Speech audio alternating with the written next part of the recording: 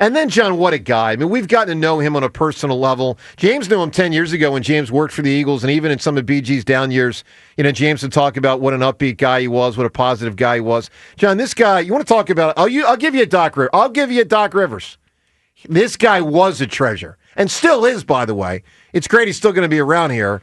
John, your thoughts on Brandon Graham? Yeah, it's really easy to say that you love Brandon Graham.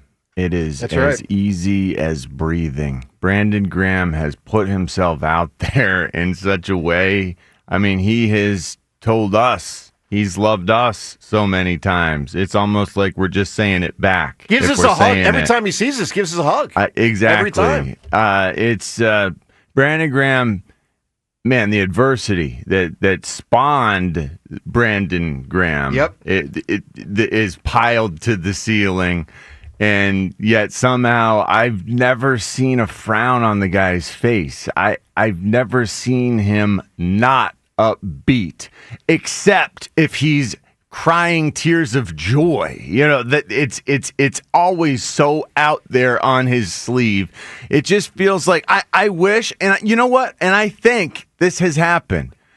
It's like the greatest compliment is when people imitate your approach. I think that I want to be like him. I think that we as a city can take something from Brandon Graham.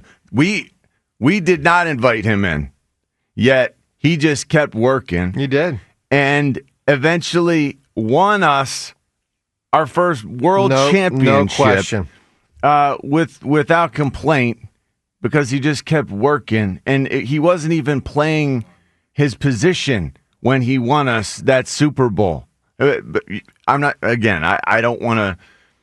I don't want to over-exaggerate. No, this. But he was a big part of it. He was such a play. massive part that play. It's historical. We all know that he's playing D tackle.